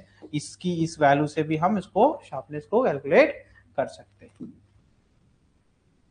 Quality factor क्या है? Is the measure of sharpness of the resonance. वही क्वालिटी फैक्टर वही बोला ना इस फॉर्मूले से, omega naught upon 2 into delta, यही होता है क्वालिटी फैक्टर। ठीक है, इसकी वैल्यू ही रिप्रेजेंट करती है हमारे शार्पनेस ऑफ द ग्राफ को, समझिए। देखिए इसमें मैंने ये नहीं बताया, मतलब ये इतना आसान है कि आप कर सकते हैं, ये omega naught L upon R या फिर omega naught into R C. ठीक है, याद कर लीजिए। अब क्या है, अब हम पढ़ने वाले एलसी ऑसिलेशन। पहली बार नहीं पढ़ रहे हैं, एलसी ऑसिलेशन हम एक बार पढ़ चुके हैं, ईएमआई के अंदर पढ़ाया था मैंने, है ना। क्या होता है, आप पहले चार्ज कर देते हैं कैपेसिटर को, फिर कैपेसिटर क्या होता है, डिस्चार्ज होता है, डिस्चार्ज होता है तो इलेक्ट्रिकल एनर्जी कन्वर्ट होने लगती है मैग्नेटिक एनर्जी में, जो मैग्नेटिक फील्ड होती है, फिर वही से रिवर्स होता है, रिवर्स होकर फिर से ये चार्ज होता है, समझ में आ रहा है। तो इसमें फिर से इलेक्ट्रिक फील्ड में, तो इलेक्ट्रिक एनर्जी किसमें, मैग्नेटिक, और मैग्नेटिक एनर्जी किसमें, तो इसी कहते हैं एलसी, क्योंकि एक दूसरे में कन्वर्ट हमेशा होते रहते हैं, तो ये ऑसिलेट करते रहते हैं एक फिक्स टाइम इंटरवल में। It is defined as the oscillation involving the conversion of electric energy to magnetic energy and vice versa। एक बार वापस देख लीजिए फटाफट सेटअप क्या है। हम इसको चार्ज करके रखे, यहाँ 0 है, ठीक है, ये मैक्सिमम चार्ज जाएगा। अब इसके बाद क्या होगा, पॉजिटिव की तरफ से करंट यहाँ से फ्लो करना स्टार्ट होगा, ठीक है, समझ में आ रहा है। उसके बाद क्या होगा, यहाँ पर मैग्नेटिक फील्ड क्या हो जाएगी, मैक्सिमम हो जाएगी, ये डिस्चार्ज होकर क्या हो जाएगा 0, क्योंकि कुछ समय के बाद यहाँ पे मैक्सिमम करंट होगा कि नहीं होगा, ठीक है। अब क्या होगा, जब ये चार्ज हो गया तो अब ये डिस्चार्ज होना स्टार्ट हो जाएगा, ठीक है। तो now this energy is converted back to the, तो ये क्या था आपका, देखिए पहले डायरेक्शन ऑफ करंट था, डायरेक्शन ऑफ करंट ये था, ठीक है। Now the direction of current will be what, ये पॉजिटिव हो जाएगा, ये negative, direction of current will be reversed. अब ये चार्जिंग भी रिवर्स हो जाएगी, ठीक है, तो जिससे निकलेगा वो पॉजिटिव से, तो वो अब ये क्या हो जाएगा, पोलैरिटी बदल गई कि नहीं बदल गई, ठीक है। अब ये वापस से डिस्चार्ज होगा तो अब इधर से डिस्चार्ज होगा, ठीक है, अब इसकी पोलैरिटी बदल जाएगी, फिर से ये चार्ज होगा, समझ में आ रहा है। तो इस तरीके से एक टाइम पीरियड की तरह रोटेट होता रहेगा। तो इस तरीके से आप साइकिल को कहते हैं क्या है भाई, ऑसिलेशन, एलसी ऑसिलेशन। टाइम क्यों नहीं दे रहा हूं, क्योंकि पढ़ा चुका हूं ऑलरेडी एक बार, है ना। आपको अच्छे से पता है कि यहाँ पर फॉर्मूला क्या बनेगा, तो आपको पता है voltage across capacitor is Q by C, this is your source. Source को हमेशा पॉजिटिव पोटेंशियल्स दिखाते हैं, कंज्यूमर को हमेशा नेगेटिव से, minus L D I by D T is equal to 0। तो अब क्या हो जाएगा, Q upon C minus L, अब आई की वैल्यू क्या, minus D Q upon D T, decreasing charge है ना, तो यहाँ से अपॉन रिड्यूस हो रहा है ना, ये जिसका चार्जिंग जो वैल्यू है वो घटती जाएगी ना, ये डिस्चार्ज हो रहा है बेटा, डिस्चार्ज को नेगेटिव से दिखाते हैं, ठीक है। अब क्या होगा, माइनस माइनस प्लस हो जाएगा, डी इंटू डी क्या हो जाएगा, D square, D T into D क्या हो जाएगा, डी टी टू, है ना। ध्यान से देखो डबल डिफरेंशिएशन, तो Q अपॉन एल सी कैसे कर दिया, वेरी सिंपल, देखो L को कॉमन लिया मैंने, L को जब कॉमन लेंगे जहां प्रेजेंट है वहां चला जाएगा, जहां नहीं प्रेजेंट है वहां डिवाइड चला जाएगा, Q upon L C minus ये हो गया, ठीक है बेटा, सेकंड ऑर्डर इक्वेशन बन गया। अब इसको हम रीअरेंज कर लेंगे, D two Q upon D T two plus Q upon L C. ध्यान से देखोगे तो ये सिंपल हार्मोनिक मोशन का इक्वेशन का फॉर्म के बराबर है, तो हम इस इक्वेशन से प्रूव कर देंगे कंपेयरिंग बाय दीस टू। तो वेरिएबल इसमें x होता था, इसमें क्या है, चार्ज वेरी कर रहा है, ठीक है। तो कहेंगे कि भैया ये क्या हो गया, ये सिंपल हार्मोनिक मोशन को रिप्रेजेंट करता है, जिसमें एंगुलर फ्रीक्वेंसी के लिए अंडर रूट के अपॉन एम फॉर्मूला होता था, और डिस्प्लेसमेंट इक्वेशन होता था a cos omega t plus phi, phi वही फेज डिफरेंस आपको बता चुका हूँ, ठीक है। तो अब हम इसको कंपेयर कर देंगे तो हमारा क्या आ जाएगा, ओमेगा नॉट क्या आ रहा है, तो omega naught square into x होता था, ध्यान से देखना यहाँ पर, तो हमारे पास 1 अपॉन एलसी है, वेरिएबल तो x हो गया, q क्या है, x की तरह काम कर रहा है, तो ये 1 अपॉन एलसी है, तो स्क्वायर तो नहीं दिख रहा है, इसका मतलब क्या रहा होगा, रेजोनेंस फ्रीक्वेंसी का फॉर्मूला क्या था, omega naught is equal to 1 upon under root LC, जब उसको स्क्वायर करोगे तो रूट हट जाएगा, तो यहाँ क्या आ गया, omega naught is equal to 1 upon root LC. तो हमारी एंगुलर फ्रीक्वेंसी क्या आ गई, 1 अपॉन रूट एलसी। इसमें सिंपल हार्मोनिक मोशन में जो एंगुलर फ्रीक्वेंसी वो क्या है, रेजोनेंस फ्रीक्वेंसी है, ठीक है। तो q is equal to displacement वाले फॉर्मूले की तरह, ये maximum charge cos omega naught t plus phi, phi क्या है, फेज डिफरेंस, समझ गए, ऑसिलेशन से कंपेयर कर दिया। तो अगर हमें निकालना है t इज इक्वल टू 0 पर जो चार्ज होगा, यहाँ पर ये कुछ आएगा नहीं, charge will be maximum fully charge capacitor, फिर q is equal to qm cos phi, ध्यान से देखना cos फाई क्या हो जाएगा 1, क्योंकि q की वैल्यू क्या है, मैक्सिमम है, तो qm is equal to qm आ गया ना, qm cos ऑफ दिस, तो ये क्या आ गया, फाई इज इक्वल टू 0। तो ये आपका जो जनरल इक्वेशन हो गया, यानी phase difference is 0, that is क्या हो जाएगा, qm cos omega t, cos दिखाता है अल्टरनेटिंग नेचर, ठीक है। तो यहाँ पर current is given by is equal to minus D Q by D two, तो अब आपको पता है माइनस साइन क्या रिप्रेजेंट करता है, माइनस साइन सिर्फ और सिर्फ डिक्रीजिंग की वैल्यू दिखा रहा है, D Q by D T करेंगे तो Q M cos omega naught T को जब इंटीग्रेट डिफरेंशिएट करोगे तो कॉस का क्या होता है, माइनस का साइन, ये माइनस माइनस का हो जाएगा प्लस, तो आपको डिफरेंशिएशन तो याद ही होगा, ये हो जाएगा plus Q M sine omega naught T, फिर क्या करेंगे, multiplied by D T of omega naught T, तो बचेगा क्या, ओमेगा नॉट। तो ये आ गया कि नहीं, omega naught Q M sine omega naught T, क्योंकि चेंज इन वेरिएबल, यहाँ कॉस टी होता तो ठीक था, लेकिन यहाँ एक्स्ट्रा ओमेगा नॉट है, तो ओमेगा नॉट टी का डिफरेंशिएशन करेंगे तो बचेगा ओमेगा नॉट। ठीक है, तो यहाँ जाएगा I is equal to I M sine omega naught, हमने फेज डिफरेंस को जीरो माना है। ठीक है, अब what is this, potential energy कितनी स्टोर करेगा, तो आपको पता है फॉर्मूला क्या था, बताओ। कैपेसिटेंस में यू का फॉर्मूला होता है energy store bye capacitor is Q square upon 2c, और energy store bye inductor is half L I square, ये दोनों फॉर्मूला याद होना चाहिए। तो जो टोटल एनर्जी होगी वो क्या, दोनों के बीच में जो एनर्जी होगी, अच्छा अगर इनिशियली लोगे तो एक में मैक्सिमम, एक में जीरो हो जाएगी। ठीक है, किसी भी स्टेट पर टोटल क्या होगा, दोनों का एनर्जी का सम। मान लो किसी ने कहा नहीं आधा डिस्चार्ज कैपेसिटर हो गया, आधा चार्ज इंडक्टर हो गया, तो कितनी एनर्जी होगी टोटल, टोटल तो वही रहेगी, तो क्या जाएगा यूसी प्लस यूएल।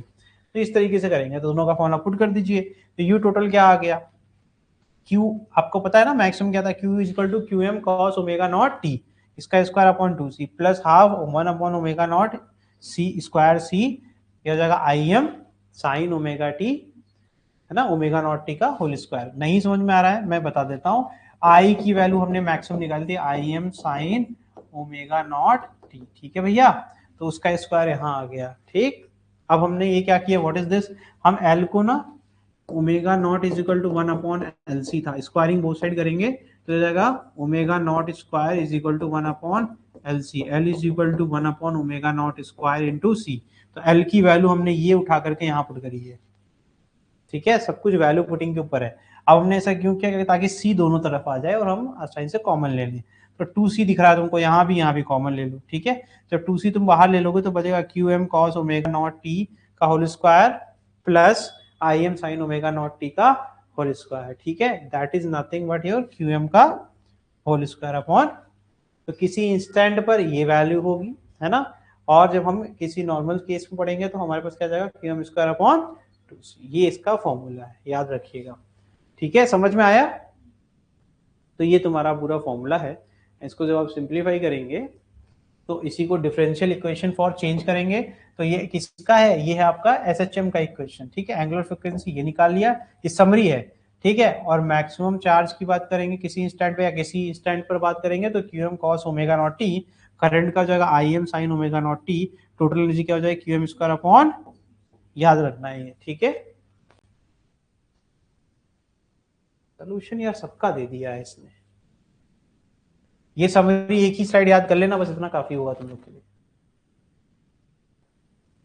इसके बाद तो तुम्हारा ट्रांसफॉर्मर ही बचा है, ये क्वेश्चन हम चाह रहे थे करा दे तुम लोग को। चलो एक काम करते हैं, एक स्लाइड ऐड कर लेते हैं। ठीक है, नहीं आएगा तो करवा देंगे, करो ट्राई करो ये क्वेश्चन।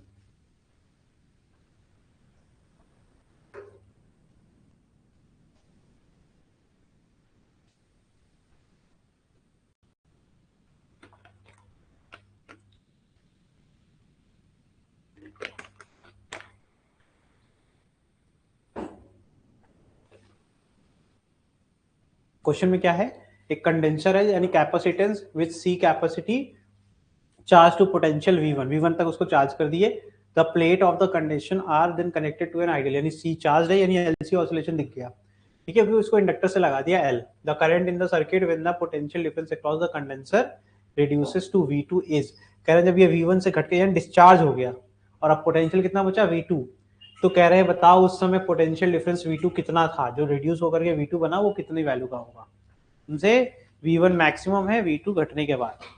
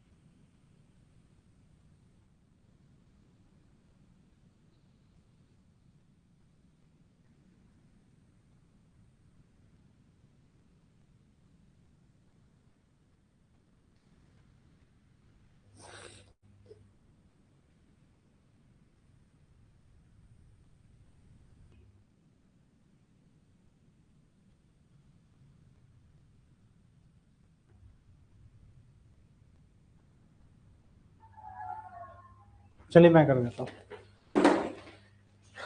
इसमें इतना कुछ नहीं है, देखो ध्यान से, आराम से करोगे तो होगा। हमेशा याद रखो, पैनिक नहीं करना है। क्वेश्चंस बस दिखते बहुत डिफिकल्ट हैं, होते नहीं है, ठीक है।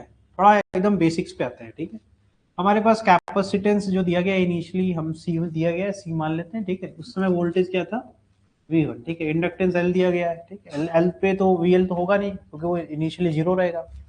अच्छा, अब हमें I निकालना है। पहले अगर हम I निकालना चाहते हैं तो we have the formula, right. Energy stored in condenser will be in the form of half C V one square initial energy, this will be your initial, आराम आराम समझो, शुरुआती ऊर्जा इतनी होगी, ठीक है। टोटल एनर्जी क्या होती है, टोटल एनर्जी होती है sir half C V two square plus, अब जो एनर्जी जीरो थी पहले इंडक्टर में, वो अब धीमे से बढ़ गई होगी, तो नया एनर्जी जो बचा हुआ एनर्जी है वो हो जाएगा half C V two square. ये हो गया, ठीक है, वेरी गुड। अगर लॉ ऑफ कंजर्वेशन हमें पहले से थोड़ा बहुत आता है तो, अगर नहीं आता तो भी कोई बात नहीं। लॉ ऑफ कंजर्वेशन क्या, energy cannot be created not destroyed, right. तो initial total energy will be the final total energy. तो initial total energy was half C V one square, final will be half C V two square plus half L I square. Very good. तो क्या करेंगे, हम कहेंगे E final ही initial है, total energy will remain constant, right. तो half C V two square plus half L I square is equal to half, half common लेके काट दो। The simplest equation will be what, C V two square plus L I square is equal to C V one square. C वाले term एक तरफ करने से फायदा होगा, सी वाले टर्म एक साइड कर लो, L I square will be equal to what, C V one square minus C. इस पूरे क्वेश्चन में कहीं पे कोई वैल्यू दी नहीं गई, इससे आसान क्वेश्चन कोई हो नहीं सकता। फॉर्मूला ही बनाना है, हमसे पूछा गया है V2, ठीक है। तो we need V2 before we need V2। अच्छा हमें, अच्छा V2 नहीं निकालना, we need to find the current, right. तो करंट निकालना तो I को छोड़ के बाकी सबको एक तरफ कर देने का। तो C V one square minus C V two square upon L, very simple. अब आई स्क्वायर है तो स्क्वायर हटाएंगे तो रूट लग जाएगा, तो द फॉर्मूला बिकम सी, अब सी कॉमन ले लो, V one square minus V two square, V one square minus V two square, whole square नहीं है, फंसाने के लिए देखो होल स्क्वायर दिया है, this is incorrect, this is incorrect और नॉट, दिस इज इनकरेक्ट ना। इसमें v1 माइनस v2 का होल स्क्वायर बोल दिया, गलत हो गया भाई। फिर c v1 square minus v2 square upon में l दिया, बट यहाँ रूट नहीं है, दिस इज ऑल्सो इनकरेक्ट, ठीक है। इसमें देखो प्लस कर दिया, ये तो हो ही नहीं सकता। तो ये आंख बंद करके भी हमारा आंसर आ रहा था, लेकिन फिर भी हम अच्छे से करेंगे, ठीक है। तो दिस इज वेरी सिंपल, अगर आप इस तरीके क्वेश्चंस को ट्रैक करेंगे तो आपके आंसर्स आ जाएंगे, ठीक है। Now we are moving towards electricity कैसे हमारे घर तक पहुंचती है भाई, ट्रांसफार्मर की मदद से पहुंचती है। मैंने काफी मेहनत से अल्टरनेटिंग करंट पढ़ाने से पहले ईएमआई में ट्रांसफार्मर की वर्किंग प्रिंसिपल बता दिया था, ठीक है ना। आज उस पर टाइम बचाएंगे, ठीक है। और हमारे पास देखो, हम लोग ने 1.5 घंटे भी नहीं लिए, अभी 5:15 हो रहा है, ठीक है।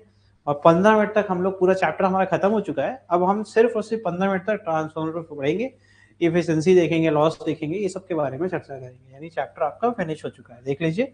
We are at 68, we have just 10 slides remaining, ठीक।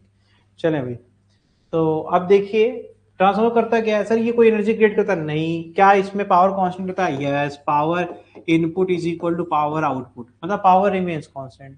तो पावर का फॉर्मूला क्या होता है sir, V I into I input is equal to V output into I output, v into I power होता है।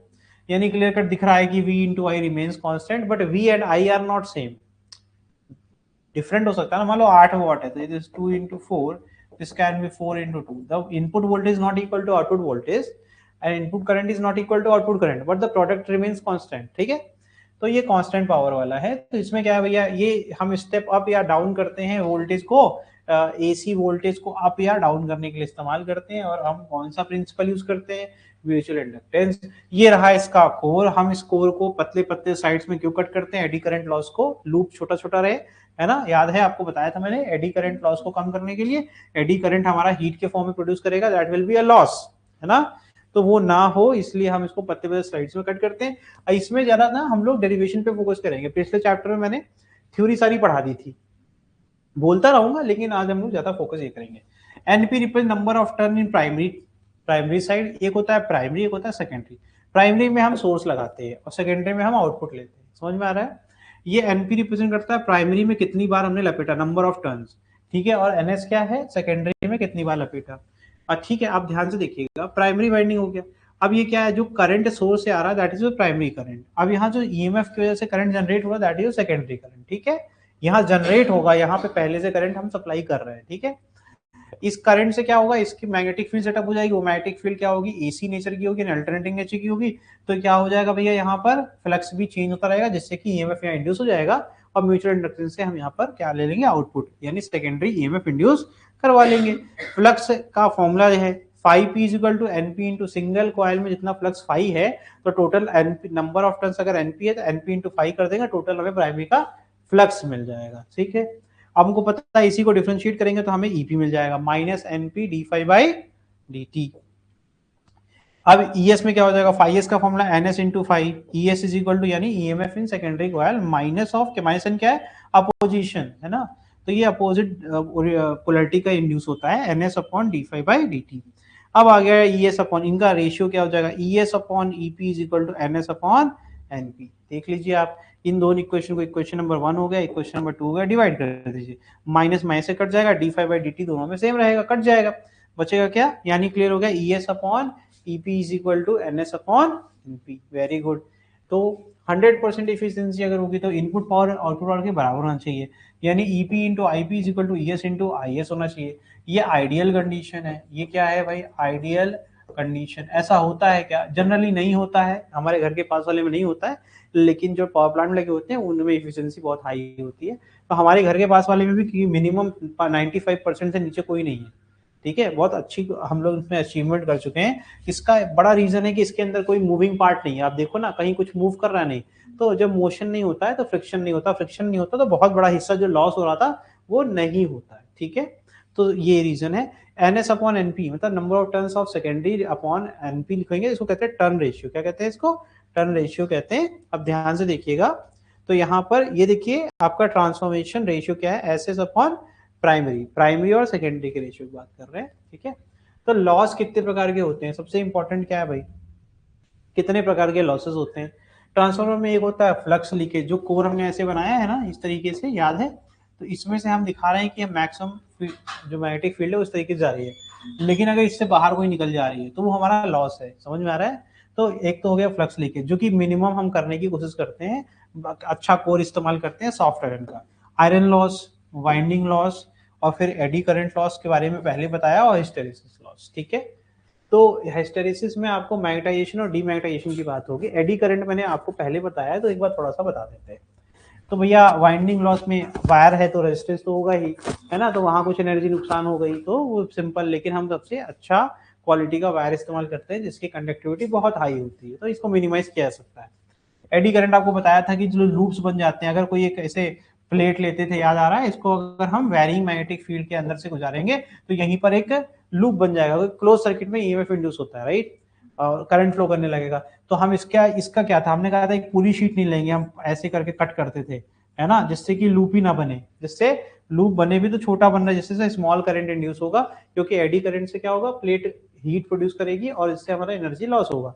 तो हम मिनिमाइज करने के लिए क्या करते हैं, पतली पतली शीट्स में कोर को काट देते हैं और उनके बीच में कोई कंडक्टिविटी ना हो, इसलिए उनके ऊपर एक कोटिंग कर देते हैं इंसुलेटर की, उसके बाद उनको हम लगाते हैं, जिससे कि लूप बहुत छोटे छोटे बन जाए, ऐसे दिखा रहा है एडी करंट, ठीक है। तो फ्लक्स लॉस बता दिया मैंने, जो ये एरो आपको दिख रहा है, इससे बाहर कोई निकल जाए तो ये आपका क्या है, फ्लक्स लॉस है, ठीक है। हिस्टेरिसिस लॉस क्या होता है, हिस्टेरिसिस में जब आप ये मैग्नेटिक फील्ड पास कराते हो तो ये पूरा का पूरा कोर मैग्नेटाइज हो जाता है ना, तो मैग्नेटाइज होना, डीमैग्नेटाइज होना, बार बार वो वैरिंग मैग्नेटिक फील्ड के अंदर रहने से क्या होगा, आपका वहां पर भी एनर्जी का लॉस होगा। फ्लक्स लीकेज क्या है, all the flux link with the primary coil is not link with the secondary. जितना हम यहाँ फ्लक्स प्रोड्यूस कर रहे हैं वो सारा का सारा लिंक नहीं हो रहा है, तो वहां कुछ हमारा नुकसान हो गया। उसका रीजन क्या होता है, इनके बीच में एयर गैप, जो कपलिंग फैक्टर पढ़ाया था ना के, तो के इसीलिए बनाया गया, तो के से हमें पता चल जाएगा कि हमारा जो ये फ्लक्स लीकेज है वो कितना है, ठीक है। तो के अगर 1 होगा तो फ्लक्स लीकेज 0 हो जाएगा, बिकॉज आप इसीलिए देखो गांव में अब नया डिजाइन का जो ट्रांसफॉर्मर होता है उसमें ऐसा सिंगल सिलेंड्रिकल होता है, इसके अंदर एक ही पिलर होता है, इसी के ऊपर प्राइमरी लगाएंगे और इसी के ऊपर सेकेंडरी लगा देंगे। इससे फायदा क्या होगा, जितना भी प्राइमरी प्रोड्यूस करेगा सारा सेकेंडरी में लिंक ऑटोमेटिक हो जाएगा, तो फ्लक्स लीकेज को तो हम आसानी से कंट्रोल कर लेते हैं, ठीक है।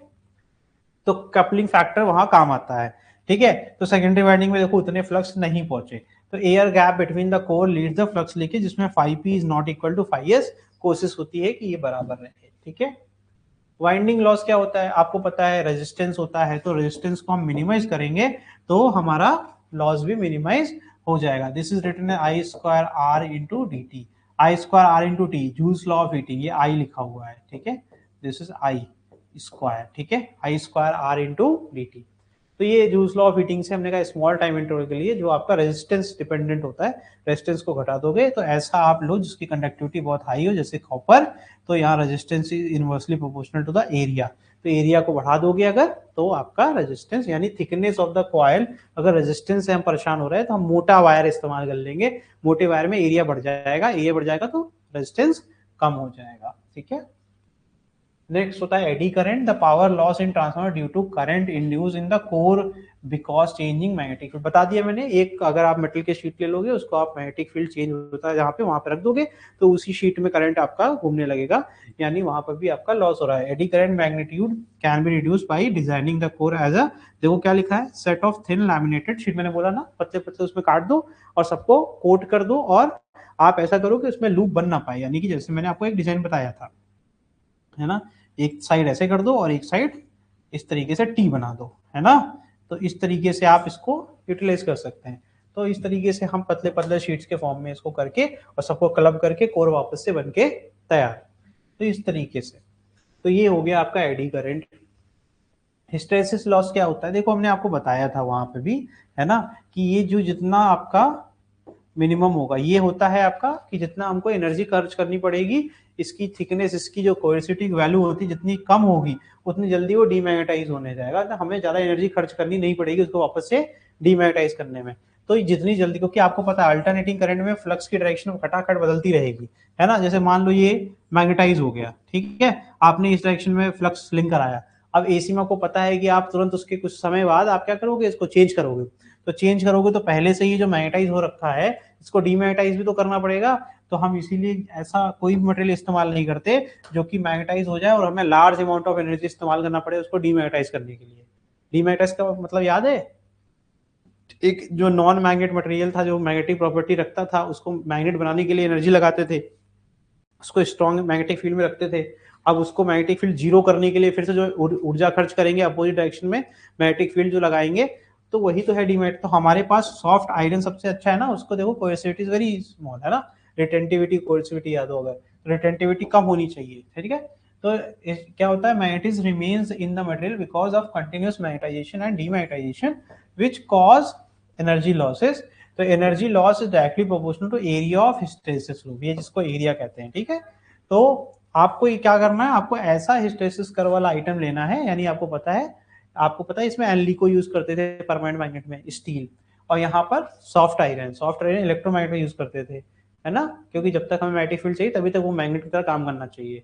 तो सॉफ्ट आयरन में एरिया आपको दिख रहा है कि बहुत कम है, तो हम ये यूज करते हैं, ठीक है। तो ये हो गया आपका, तो use soft iron for transformer core as it hysteresis loop has a smaller area. Efficiency of transformer क्या होता है, output power upon input power की वैल्यू 1 होनी चाहिए 100% के लिए, ठीक है। तो आउटपुट कैसे लिखा भाई, इंड्यूस ईएमएफ क्या, सेकेंडरी का ईएस, और करंट क्या है आईएस, तो आपको क्या करोगे आईएस इंटू ईएस करोगे तो आपको आउटपुट मिल जाएगा, ईपी अपॉन आईपी क्या हो जाएगा इनपुट, इनका रेशियो को 100 से मल्टीप्लाई कर दोगे तो तुम्हें इफिशियंसी मिल जाएगी। तो अगर ये दोनों इक्वल हैं तो क्या हो जाएगा भाई 100% एफिशिएंट। तो real transformer have efficiency greater than 90%, मैंने बोला कम से कम आपका 95% तो होगा ही, तो 90% से ज्यादा एफिशिएंट होते ही हैं। इसमें दो प्रकार के ट्रांसफार्मर होते हैं, that is step up transformer and step down transformer, ठीक है। We have two type of transformer, that is step up and step down. Step up का काम क्या होता है, सेकेंडरी वोल्टेज ज्यादा होगा प्राइमरी से, ठीक है, और स्टेप डाउन में क्या होगा, जैसे हमारे घर के पास लगा हुआ है हमें 220 वोल्ट चाहिए, ठीक है, और हमारे घर के पास कितना रहा 10,000 किलो वोल्ट, तो हम 10,000 किलो वोल्ट को घटा करके कितने पे कर देंगे 220, समझ में आ रहा है। तो हम स्टेप डाउन करते हैं, तो हमारे जो घर के पास होता है वो क्या है डोमेस्टिक में ये स्टेप डाउन, जिसमें ध्यान देना अगर हमें याद हो तो हमने ऐसे लिखा था E S upon E P is equal to N S upon, है ना, if you remember this right. तो यहाँ पर आपको सीखने वाली बात क्या है कि ई एस, और यहाँ पर अगर हमें करना भी है तो we can say I P upon I S, inversely proportional होता है करंट, ठीक है। तो ये ध्यान रखना, ये टर्न रेशियो, तो एन एस देख रहे हो, तो आपको सेकेंडरी में अगर नंबर ऑफ टर्न सेकेंडरी की क्या होने चाहिए, आपके लेस होने चाहिए डाउन करने, क्योंकि आपको एन एस और ई एस देखो डायरेक्टली प्रोपोर्शनल है। तो यू शुड रिमेंबर दिस कि वोल्टेज बढ़ाना है तो नंबर ऑफ टर्न्स बढ़ा दो, वोल्टेज घटाना है तो नंबर ऑफ टर्न्स घटा दो। तो हम स्टेप अप में वोल्टेज बढ़ाना चाहते हैं, तो हमारा N S will be greater, देखो, और एनपी विल बी लेसर। तो NS is greater than NP, और जब larger the current, larger the voltage, current will be what, minimum, घटेगा, ठीक है। तो आपको पता होना चाहिए, तो उसके लिए हम क्या करेंगे, जब हमारे पास वोल्टेज स्टेप्ड अप तो वहां इंक्रीज होगा, नंबर ऑफ टर्न्स बढ़ा दिया, इधर क्या होगा, नंबर ऑफ टर्न्स घटा दिया तो हमारा डाउन हो जाएगा, ठीक है। तो इसमें एक बेसिक क्वेश्चन पूछते हैं कि आप मुझे बताइए कि थिकनेस ऑफ द वायर, है ना, तो जिसमें वोल्टेज कम होगा, आपको पता है ना, पावर वाला फॉर्मूला बताया था मैंने, तो पावर रिमेन्स कांस्टेंट, राइट। तो आप मुझे बताओ, हमें वोल्टेज बढ़ाना है, मान लो ये था 2 वोल्टेज था, बढ़ाना है 4 वोल्ट करना है, ये 4 था, 8 वॉट का पावर था, ठीक है। तो अब ये हो जाएगा 4 वोल्ट, है ना, और 2 एम्पियर। अब मुझे बताओ, करंट घटा दिया तो थिकनेस कम करूंगा बढ़ाऊंगा, जिसमें करंट, जिस साइड करंट ज्यादा रहेगा, इधर करंट ज्यादा है ना, तो thickness of the wire will भी ज्यादा, ठीक है, और इधर thickness of the wire will भी कम, क्योंकि हमें करंट ज्यादा नहीं है तो रेजिस्टेंस की टेंशन लेनी नहीं है, ज्यादा करंट होगा तभी तो रेजिस्टेंस का इफेक्ट आएगा, क्योंकि V is equal to I R में ध्यान देना, resistance totally dependent on the current, ठीक है। तो ये ध्यान रखने वाली बात है कि हम जब स्टेप अप करते हैं ना, तो हमारा इधर प्राइमरी में करंट ज्यादा होता है, सेकेंडरी में कम होता है, ठीक। और यहाँ पर जब स्टेप डाउन करते हैं तो सेकेंडरी में जो हमारे पास में यहाँ पे मोटे मोटे वायर लगे रहेंगे, नंबर ऑफ टर्न्स कम होगा, किससे क्या होगा, हम रेजिस्टेंस भी तो हमें देखना है कि लॉस ना हो जाए, हमारा कॉइल का जो लॉस पड़ाया था, तो हम इधर नंबर ऑफ टर्न्स तो कम कर देंगे, लेकिन हम उसकी थिकनेस बढ़ा देंगे, क्योंकि ज्यादा करंट हम ड्रॉ करेंगे, ठीक है। और वोल्टेज कितना हो जाएगा, 220 वोल्ट, तो ये सब पता होना चाहिए, ठीक।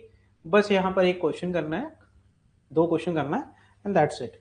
यहाँ देखो, ट्रांसफार्मर हैविंग एफिशिएंसी ऑफ 90%, ठीक है, इट इज क्वाइट क्लियर। 90% का मतलब हुआ बेटा कि जो फॉर्मूला है तेरा, that is efficiency is equal to E S I S upon E P I P into 100 is equal to what, 90, right.